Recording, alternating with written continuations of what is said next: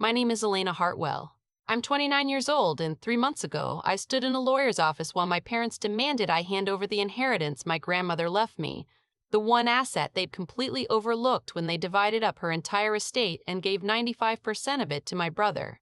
My mother was crying, my father was threatening legal action, and my brother was standing in the corner looking like someone had just told him Santa wasn't real. None of them had known what my grandmother kept in that storage unit. None of them had bothered to ask. And now the thing they dismissed as worthless junk was worth more than everything else in the estate combined. And it was mine, all mine, protected by an ironclad trust they couldn't break no matter how hard they tried. This is the story of how I went from being the daughter who didn't matter to the woman who owned the one thing my family actually needed. Before we dive in, please hit that like button and subscribe to the channel. Drop a comment with where you're watching from because I genuinely love knowing who's listening to these stories. Now let me take you back to 1997, to a hospital room in San Diego where I was born and where my parents' disappointment in having a daughter instead of another son became the foundation of everything that followed. I grew up in La Jolla, California, in a family that had built its wealth on real estate development.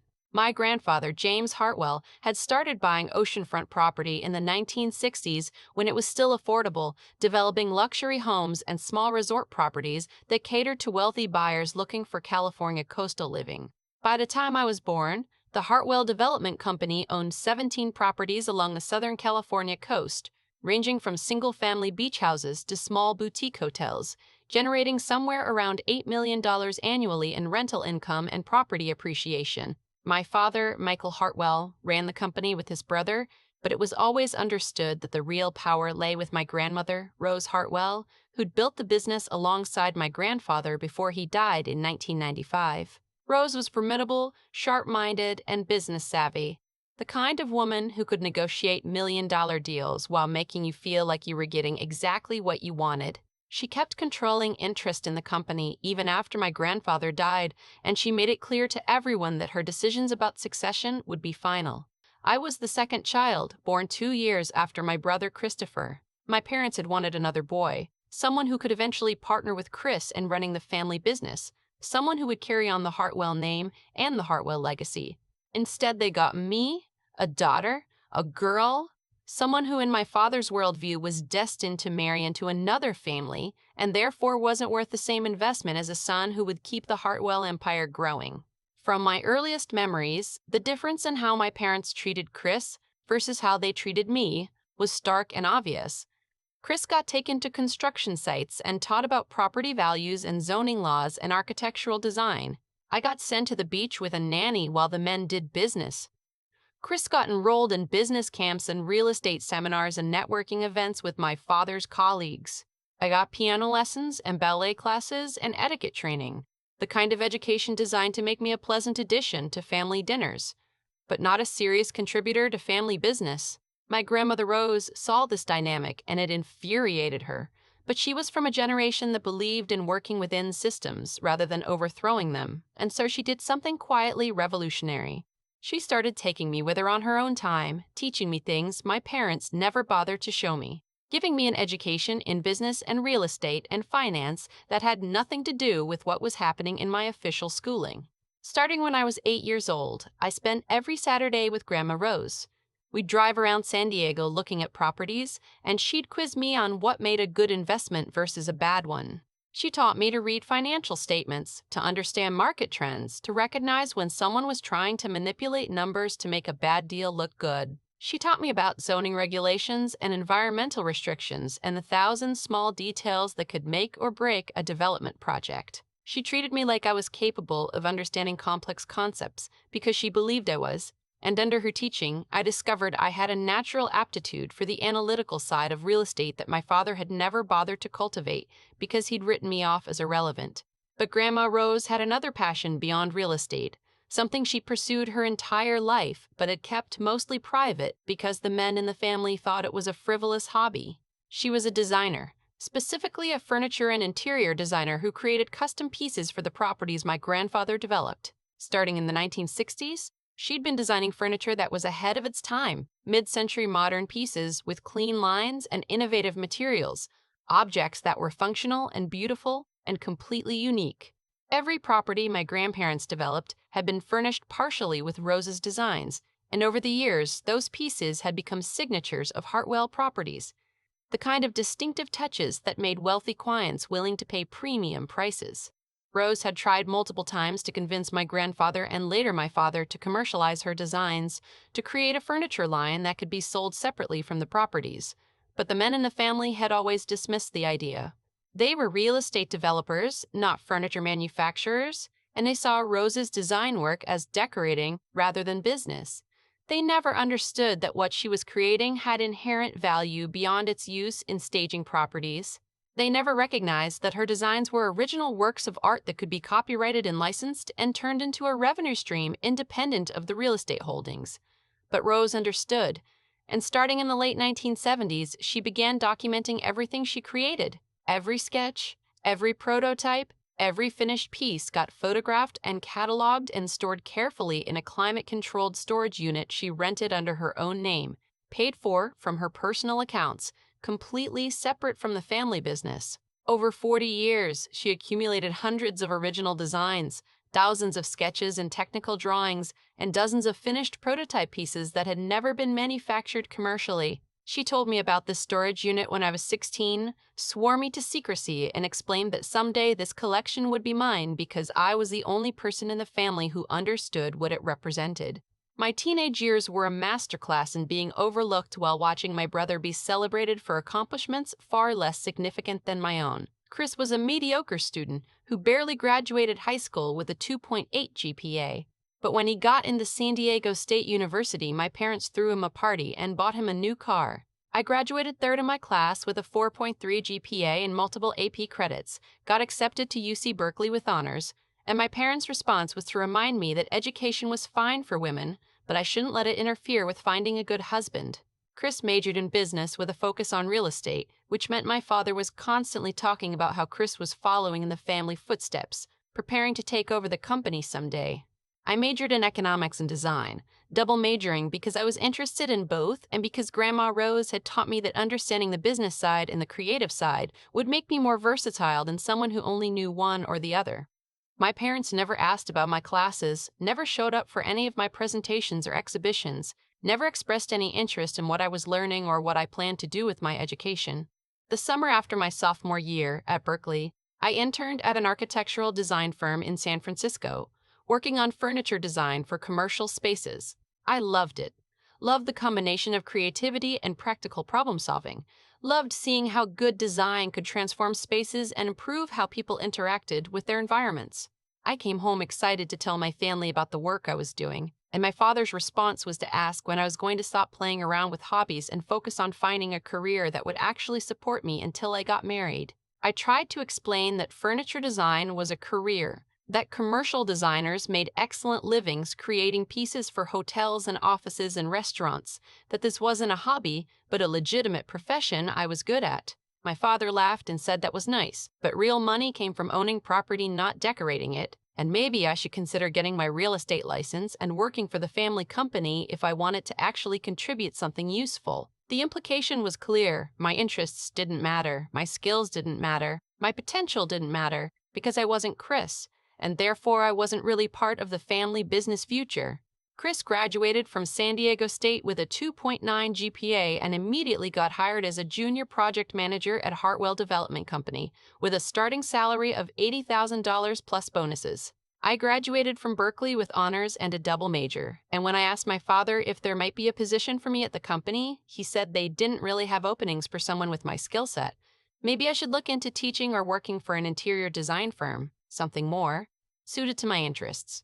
The double standard was crushing and obvious, but when I pointed it out, my mother told me I was being dramatic and ungrateful, that of course Chris was working for the family company because he was being groomed to eventually run it, and that had always been the plan, since he was the eldest son. I moved to Los Angeles after graduation and got a job at a high-end furniture design company that created custom pieces for luxury hotels and private residences. I was good at my work, quickly moving from assistant designer to lead designer on major projects, building a reputation in the industry for creating pieces that were both beautiful and functional. I made good money, built a good life. dated people who respected my career, and created some distance from a family that had made it clear I would always be secondary to my brother.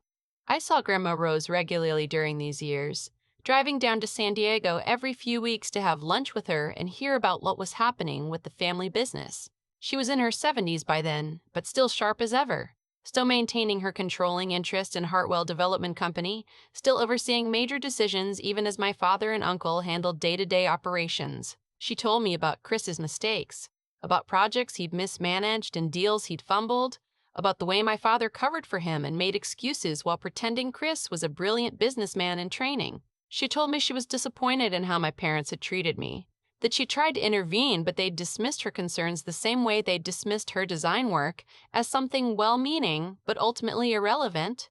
During one of these lunches when I was 26, Rose told me she'd been diagnosed with pancreatic cancer. Stage 3, aggressive, not responding well to treatment. The doctors were giving her maybe a year, possibly less. She was calm about it in the way people who've lived full lives can be calm about death.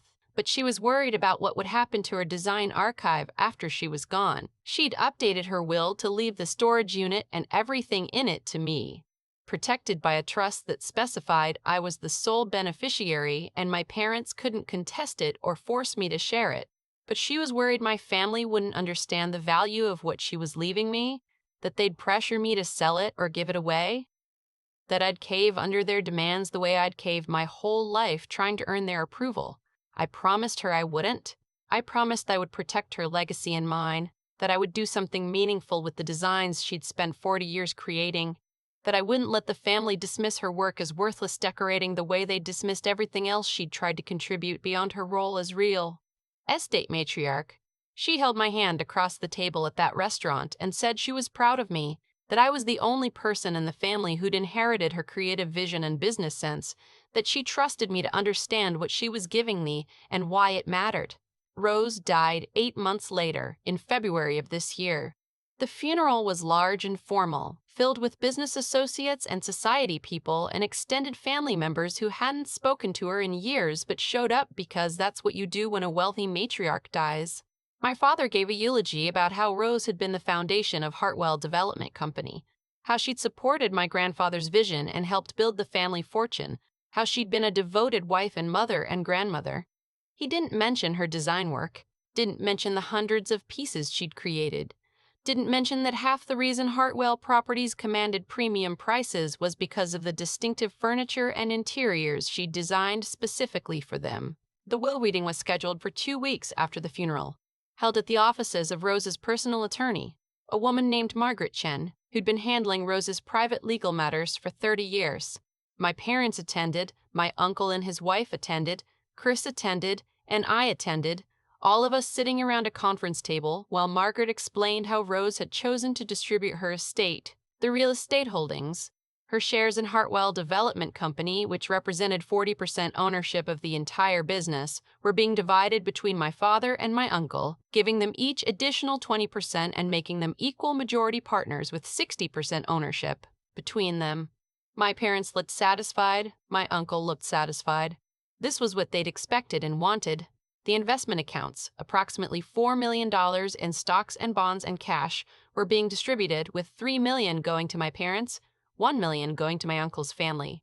Again, satisfied nods all around.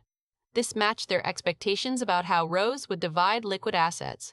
The properties Rose owned personally, separate from the company holdings, included a beach house in Malibu, a condo in Palm Springs, and a vacation property in Napa Valley. Total value approximately $6 million. These were being left to Chris with the stipulation that he could keep them or sell them as he chose. My mother actually teared up at this, looking at my brother with pride, talking about how Grandma Rose had always known Chris would carry on the family real estate legacy. Then Margaret got to my inheritance. She said that Rose had left me the contents of a storage unit in San Diego, Unit 247 at Secure Store on Harbor Drive, along with a trust fund of $50,000 to cover any costs associated with managing or transporting the contents. She handed me an envelope containing the key and the rental agreement showing the unit had been paid through 2030. My mother looked confused. My father looked annoyed. Chris actually laughed out loud. My mother asked Margaret if that was really all Rose had left me. Just some storage unit full of old furniture and sketches. Margaret said yes. That was the inheritance specified in the will, along with a letter Rose had written specifically to me that Margaret was instructed to deliver privately. The mood in the room shifted from satisfaction to something like pity mixed with smug-ness. My parents were getting millions in company shares and investment accounts. My uncle was getting millions. Chris was getting 3 properties worth $6 million, and I was getting a storage unit key and $50,000. The implication was clear, even in death. Rose had valued me less than she valued the men in the family. Or at least that's how my parents chose to interpret it. My father actually said, "Well, I guess that's appropriate. Elena can do something with Rose's old design hobby, since that's the kind of thing she's interested in anyway." My mother said maybe I could sell some of the furniture pieces to antique dealers, make a little money for myself since I was still working at that design job instead of finding a real career. Chris said I was welcome to any of the furniture if I wanted to decorate my apartment. He certainly wasn't interested in old sketches and prototype chairs. I sat there, listening to them dismiss my inheritance as worthless junk, and I didn't say anything because I knew something they didn't. I knew the Grandma Rose wouldn't have left me something meaningless, wouldn't have set up a trust just to give me access to random old furniture. I knew there was more to the storage unit than any of them understood, and I was content to let them think I'd gotten the short end of the inheritance while I figured out exactly what Rose had left me. Margaret handed me the private letter after everyone else left, and I sat in my car in the parking garage and read it 3 times before I fully processed what it said. Rose explained that the storage unit contained every original design she'd created over 40 years, hundreds of pieces with full documentation including sketches, technical drawings, material specifications, and photographs of finished prototypes. She explained that she'd had the entire collection appraised by a specialist in mid-century modern design 2 years ago, and the appraiser had valued the collection at approximately $60 million based on the originality of the designs, their historical significance, and their potential commercial value if properly licensed and manufactured. $60 million. The storage unit my family had dismissed as worthless craft supplies contained a design archive worth 10 times more than everything else in Rose's estate combined. The letter went on to explain that Rose had established a trust specifically to protect disinheritance from my family. The designs belonged to me outright. I owned the copyrights and could license them however I chose. But the trust specified that I couldn't be forced to sell them or share proceeds with anyone, that any commercial deals I made would be entirely mine, that this was my security and my power and my revenge for every time my family had dismissed me as less valuable than my brother. Rose wrote that she'd spent her life watching the men in our family take credit for success built partially on her creative work, and she'd be damned if she'd let them do the same thing to me. This collection was mine, and I should use it to build something they could never touch. I drove straight to the storage unit that afternoon, my hands shaking as I unlocked the rolling door and stepped inside. The unit was large, climate-controlled, filled with industrial shelving and flat file cabinets and carefully labeled boxes. I spent 4 hours going through the collection, pulling out sketches and prototypes and photographs, and with every piece I looked at I understood more clearly what Rose had done. These weren't just furniture designs. They were documented works of art, each piece copyrighted and cataloged, each design distinctive enough that it couldn't be copied without violating intellectual property law. There were chairs and tables and sofas, lighting fixtures and room dividers and modular storage systems. Every piece showing Rose's signature aesthetic of clean lines and innovative functionality. There were complete room layouts showing how the pieces worked together, design concepts for entire furniture collections that had never been produced commercially. And Rose had been meticulous about documentation. Every design had multiple angles photographed, had technical drawings showing exact dimensions and construction methods, had material specifications and finishing details. This wasn't a hobby collection thrown together casually. This was a professional design archive that had been maintained with a kind of care and foresight that indicated Rose had always planned for it to have commercial value beyond just staging family properties. I called Margaret Chen from the storage unit and asked her to recommend someone who could give me a proper current appraisal and advice on how to commercialize the collection. She connected me with a licensing attorney who specialized in design intellectual property, a man named David Park who'd worked with estates of major designers helping families monetize design archives after the original creator had passed away. David came to look at the collection 3 days later, and he spent an entire day going through everything while I watched and answered questions about Rose's creative process and design philosophy. When he finished, he sat down with me, surrounded by 40 years of my grandmother's work, and told me I was sitting on one of the most significant mid-century modern design archives he'd seen outside of major museums. He said if I was willing to work with manufacturers and licensing partners, he could structure deals that would generate somewhere between $3 and $5 million annually in licensing fees, possibly more if certain pieces became breakout commercial successes, $3 to $5 million per year. From designs my family had dismissed as decorating. From work they'd never valued enough to commercialize when Rose was alive. From the inheritance they'd laughed at while congratulating themselves on getting the real assets. David and I spent the next month putting together a licensing strategy. We identified the 30 strongest designs, the pieces most likely to appeal to contemporary furniture manufacturers looking for classic modern aesthetics. We created a presentation package showing the designs, their historical context, their commercial potential. We approached 3 major furniture companies known for producing high-end, modern pieces, and we made it clear that these weren't just sketches but fully realized designs with complete technical specifications ready for manufacturing. 2 of the 3 companies immediately expressed serious interest. One of them, a manufacturer that supplied furniture to luxury hotels and high-end residential developments, offered an exclusive licensing deal for 12 of the designs with guaranteed minimum royalties of $2 million annually for 5 years, with potential for significantly more depending on sales volume. The other company wanted non-exclusive rights to 8 designs with royalties structured as a percentage of sales, estimated at $1 to $2 million annually based on their typical production volumes. I signed both deals. Between them, I was guaranteed a minimum of $3 million per year for the next 5 years, with strong potential for more as the pieces went into production and started appearing in design magazines and luxury spaces. The first royalty payments would arrive in 6 months, after the manufacturers had time to tool up production and start taking orders. I didn't tell my family any of this. I let them continue thinking I'd inherited worthless junk while they enjoyed their millions in real estate and investments. I went back to my design job in Los Angeles, continued my normal life, and waited for the right moment to reveal what Rose had actually left me. That moment came 3 months after the will reading, when my father called me with an unusual request. Hartwell Development Company was developing a new luxury resort property in Laguna Beach, a major project that would require significant capital investment. They'd secured financing for most of it, but they needed additional funds to close the deal, something like $4 million. My father was calling all the family members to ask for loans or investments, and he wanted to know if I could contribute anything from my inheritance. I asked him what he was talking about, since my inheritance had been a storage unit full of old furniture.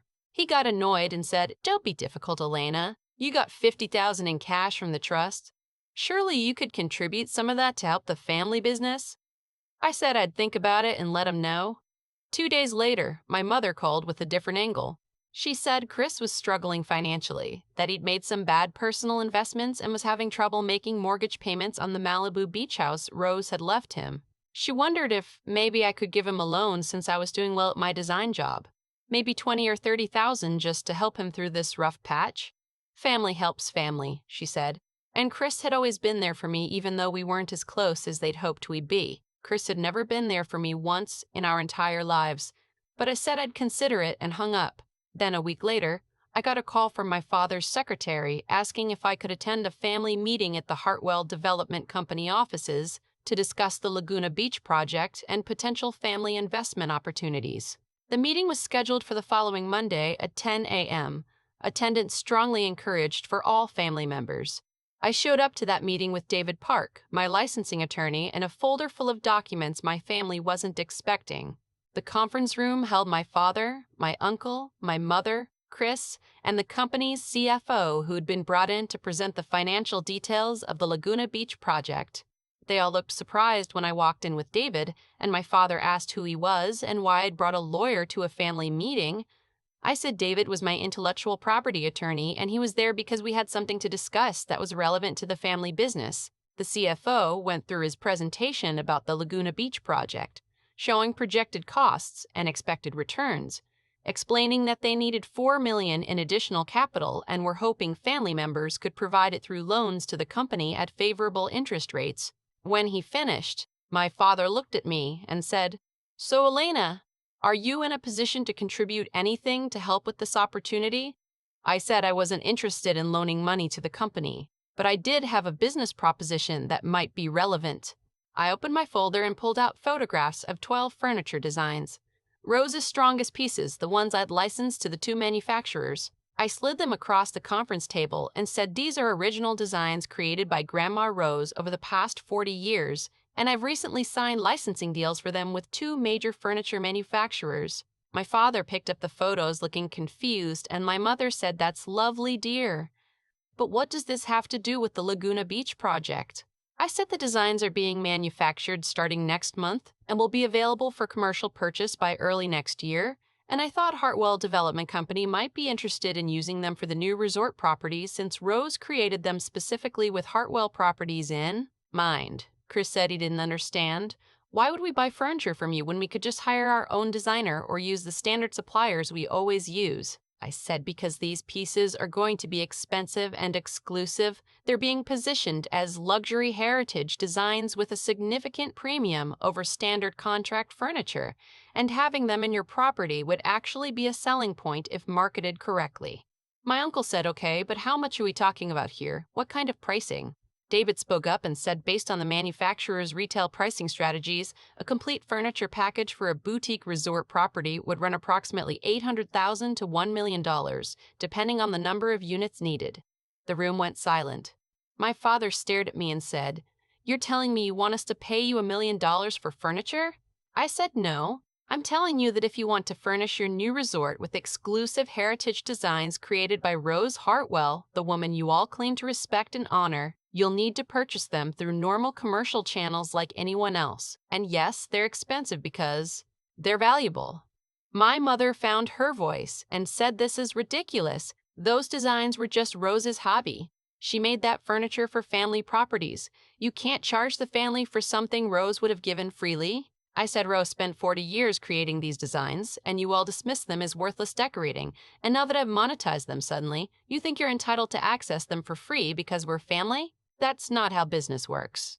And it's certainly not how Rose wanted her legacy to be treated. My father's face was turning red, and I could see him putting pieces together, starting to realize that maybe my inheritance hadn't been as worthless as they'd assumed. He said, "How much money are you making from these licensing deals?" I said that's confidential business information, but I will tell you that Rose's design archive has been appraised at approximately $60 million, and I expect to generate several $1,000,000 per year in licensing revenue for the foreseeable future. You could have heard a pin drop. Chris literally laughed in disbelief and said there's no way. Those old sketches can't be worth $60 million. David calmly pulled out the appraisal report and slid it across the table, showing the detailed valuation of the entire collection. My uncle grabbed it and started reading, his face going pale as he processed the numbers. My mother said this can't be right. Rose would have told us if those designs were valuable. She wouldn't have hidden something like this from the family. I said Rose tried to tell you for 40 years. She tried to convince Grandpa and Dad to commercialize her work, and you all told her she was being silly, that real money came from real estate, not decorating. So she protected her work and documented everything and made sure it went to the one person in the family who actually understood what she'd created. My father stood up, his chair scraping loudly against the floor, and he said, "This is unacceptable. You're telling me Rose left you an asset worth $60 million while the rest of us got real estate and company shares? That doesn't make sense. She would have divided things more equally." I said she did divide things equally. She gave the real estate people the real estate, and she gave the designer the designs. Seems perfectly fair to me. Chris said there has to be a way to contest this, to challenge the will. That much money shouldn't go to just one person when there's a whole family. David said the will was absolutely airtight, that Rose had established a trust specifically to prevent any challenges, and that I was the sole beneficiary with complete control over the design archive and any commercial exploitation of it. There was nothing they could do legally to access what Rose had left me. My uncle asked if I would at least consider sharing some of the licensing revenue with the family, treating it as a family asset even if it was legally mine. I said no, absolutely not. For the same reason you didn't offer to share the company shares or the Malibu beach house or the investment accounts with me, Rose made her choices about who should get what, and I'm respecting those choices by keeping what she left me, just like you're keeping what she left you. My mother tried a different approach, turning on the guilt and the family loyalty speech. She said she was disappointed in me, that I was being selfish and vindictive, that Rose would be sad to see me using her legacy to divide the family instead of bringing us together. I said Rose would be proud to see me standing up for myself and her work, refusing to let the people who dismissed us both for decades suddenly claim they deserve a share of something they never valued. The meeting deteriorated from there, with my father threatening to cut me off from family events and my mother crying about how I'd changed and Chris muttering about how this was unfair and my uncle just sitting there in shock reading the appraisal report over and over like he couldn't believe what he was seeing. I stood up to leave, and before I walked out, I said one more thing. I said the manufacturers will be launching these furniture lines in 6 months with a full marketing campaign highlighting Rose Hartwell's legacy as a pioneering mid-century modern designer. There will be magazine features, design retrospectives, possibly a museum exhibition of her work. The Hartwell name is going to be associated with high-end furniture design, not just real estate development. Whether you like it or not, I'm going to make sure everyone knows what Rose created and how valuable it was. And I'm going to make sure she gets the recognition you all denied her while she was alive. Then David and I left, and I haven't spoken to my parents or brother since, except for a few text messages where they've tried various approaches to convince me to share my inheritance with them. My father sent a long message about family legacy and how the furniture business should be integrated into Hartwell Development Company for tax purposes. My mother sent emotional appeals about how they were struggling financially despite the millions they'd inherited, and couldn't I spare some of my good fortune to help them? Chris sent a message saying he'd be willing to manage the licensing deals for me if I wanted to focus on my design job, implying I was too stupid to handle my own business affairs. I ignored all of it. I was done trying to earn their approval or justify my worth to people who'd spent 29 years proving they didn't value me. The furniture lines launched last month to incredible response from the design community. Interior design magazines are featuring Rose's pieces in editorial spreads. Several high-end hotels have placed orders for complete furniture packages. Individual pieces are being purchased by wealthy homeowners who want the prestige of owning Rose Hartwell originals. The manufacturers are already talking about expanding a licensing agreement to include more designs from the archive because the demand is exceeding their initial projections. My first royalty check arrived 2 weeks ago, and it was for $1.8 million, representing pre-orders and initial production runs from both manufacturers. I deposited it into an account Rose had helped me set up years ago, completely separate from anything my family could access or even know about. By the end of the year, I'll likely receive another $2 to $3 million, putting me well ahead of my initial projections and making me wealthier than Chris despite his inheritance of 3 properties. The irony is perfect. My parents gave my brother $6 million worth of real estate, but real estate requires maintenance and property taxes and ongoing costs, and Chris has already had to sell the Palm Springs condo because he couldn't afford to keep all 3 properties. Meanwhile, my inheritance generates millions in passive income with minimal overhead, because all I have to do is collect royalty checks while manufacturers handle production and sales. Last week, I got a call from my father's lawyer asking if I'd be willing to sit down for a mediated discussion about possibly incorporating Rose's furniture business into the Hartwell Development Company structure in exchange for me receiving company shares and a position on the board of directors. They're finally realizing that my inheritance is worth more than theirs, and they want access to it. But they're trying to frame it as giving me something I should want, a position in the family business I'd spent my whole life being excluded from. I told the lawyer I wasn't interested, that I had my own business plans for Rose's furniture legacy, and they didn't include partnering with people who dismissed both of us for decades. I said if Hartwell Development wanted to purchase Rose Hartwell furniture for their properties, they were welcome to do so through normal commercial channels at full retail pricing, but I wouldn't give them any family discounts or special access just because we happened to share a last name. The lawyer sounded surprised, like he had expected me to jump at the chance to finally be included in the family business. He asked if I was sure I didn't want to reconsider, reminded me that family was important and that this could be an opportunity to heal old wounds. I said the wounds would heal a lot faster if my family stopped assuming I owed them access to something just because it turned out to be more valuable than they'd expected. I've thought a lot about what Rose was doing when she structured my inheritance the way she did. She knew my parents would give everything to Chris and my uncle's family. She knew they'd divide up her estate and leave me with scraps because that's what they'd been doing my entire life. But she also knew she had one asset they didn't understand the value of, one piece of her legacy they'd always dismissed as unimportant hobby work, and she made sure that asset went to me protected by legal structures they couldn't break. Rose gave me more than just furniture designs. She gave me financial independence from a family that had always made it clear I didn't matter as much as my brother. She gave me a career path doing something I loved that also happened to be incredibly lucrative. She gave me proof that the work women do, the creative work that gets dismissed as decorating or hobbies or just something to keep busy, can be just as valuable as the serious businessmen do, sometimes more valuable. Most importantly, she gave me the power to say no. No to family guilt trips. No to demands for money I'd earned while they squandered their inherited wealth. No to people who spent 3 decades treating me as less than and now wanted to pretend we were equals because I had something they wanted. I've started a foundation in Rose's name, using some of my licensing revenue to provide scholarships for women studying furniture design and architecture, fields where women's contributions are still often dismissed or undervalued. I'm working with a curator to organize an exhibition of Rose's work at a major design museum, making sure her legacy gets the recognition it deserves. I'm even considering writing a book about her life and work, telling the story of a woman who created extraordinary designs for 40 years while the men around her treated her as a decorator rather than an artist. My relationship with my family is essentially over, and I'm okay with that. I spent 29 years trying to earn their love and approval, watching my accomplishments get minimized while Chris got celebrated for doing the bare minimum, accepting crumbs while he got the whole feast. Rose's inheritance freed me from that dynamic by giving me financial security that doesn't depend on family approval or family money. I don't need them anymore, and I don't need to pretend I'm fine with how they treated me.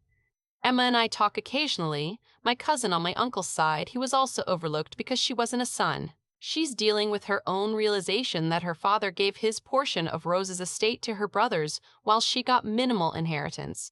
And we've bonded over the shared experience of being daughters in a family that valued sons above all else. We've talked about collaborating on projects related to Rose's foundation, creating opportunities for other women like us who've been told they don't matter as much as their brothers. My work as a furniture designer has actually gotten better since Rose's collection launched, because I'm not carrying the weight of family disappointment anymore. I'm designing pieces I love, without worrying whether they'll be good enough to finally earn my parents' respect. I'm taking creative risks because I know my worth isn't dependent on their approval.